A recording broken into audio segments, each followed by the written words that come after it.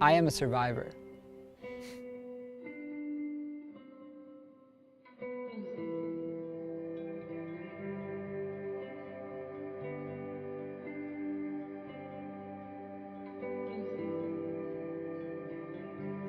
I enjoy telling stories. I also like stories, a good one. And I want to share with you my story about survival. It's really exciting to go back to school. And while you're in college or you're in high school, I was starting my junior year. And what's the most exciting part about it, I had my schedule. I knew I was running a nutrition business. I was planning on expanding and growing with the new students that came on. And it was growth. It was exciting. Some say your junior year is supposed to be the hardest time of your life for school. And I unfortunately don't remember it. I'm in class Monday through Thursday, and that leads me then into Friday. Well, luckily, no, you're not in school on Friday, but we had a party. We had a house party for a friend's 21st birthday. She's a dear friend of mine, and of course I had to go. So the theme of the party was CEOs and office hoes, and it may not be an appropriate theme of a party, but we had a good time, so everybody dressed up. I had the hot pink shirt and the short shorts and dress shoes, and a big old belt. They called me CEO Boss Man. It was a good time, but I only remember a portion of it. The last thing I remember of that night was, of course, celebrating with my friends and then sitting in the kitchen with a man named Alejandro, who's a good friend of mine, and I felt safe. That's the only memory I have, because the rest of the story that I'm going to tell are all recollections from other people or third parties or friends who saw me or people who spoke to me. I talked to a friend at 1:30 a.m. He called me that night and he said, hey, he told me a story, and I was like, hey man, so what are you doing? I was like, I'm gonna ride my skateboard home because I don't want to drink and drive. This is August 24th, 2013, and I was almost 2 months before my 21st birthday. I was not willing to drink and drive, so you know what? I've had a few beers, I'm gonna ride a skateboard home. I've made that ride before. I'm good. I'm an athlete, I'm not gonna fall. Never even crossed my mind. But that night was a significant crash.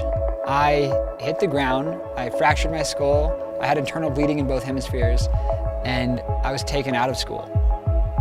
Well, the story doesn't just continue from there, because Austin, the same friend that called me to make sure that I was leaving the party and I was gonna be okay, or planned to see the next day, couldn't see me for 4 more days because I was in the intensive care at Renown Hospital in Reno, Nevada. And he heard about it, he came to see me, he couldn't see me, and then he went through the investigation. Why is my friend in the hospital? Asking himself a series of questions, what happened? Who did this to him? From the story of him speaking to me at 1:30, that from the house party we were at, he walked the mile to my house. And he just walked it, looking on the ground for any sort of evidence. What would have made his friend hurt himself?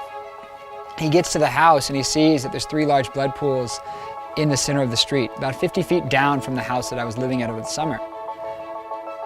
And he looks at it and he takes pictures.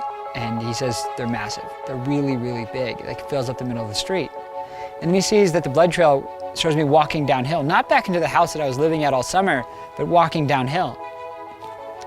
And the blood trail continues. He sees my skateboard at the bottom of the hill, but he follows the blood trail to the college, which is almost a quarter mile down the road.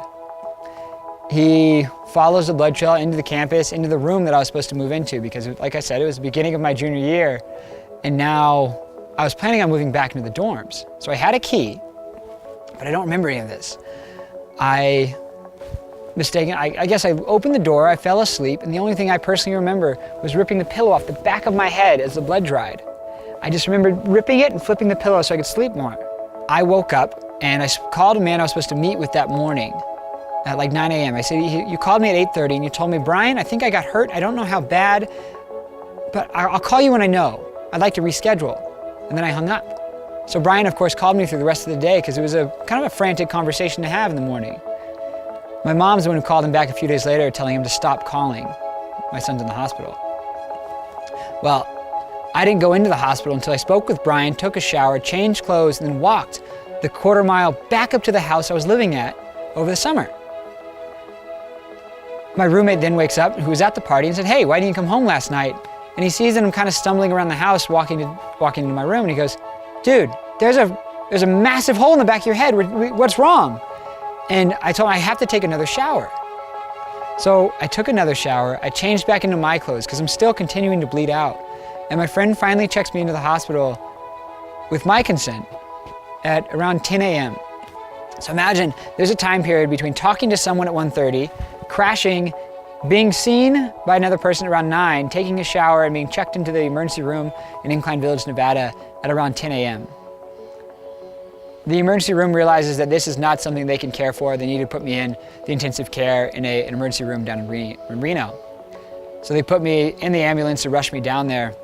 And the last thing I was able to do, is recollection from someone else's story, was coerce the ambulance drivers to make a call to my mom. And the call was read out, "Hi, is this Allison Johnson? Your son Corey's in the back of an ambulance being shipped to or being driven to renowned hospital in Reno, Nevada, potentially going into brain surgery. You should get here as soon as you can." That's the accident. That's the crash. That's the pain.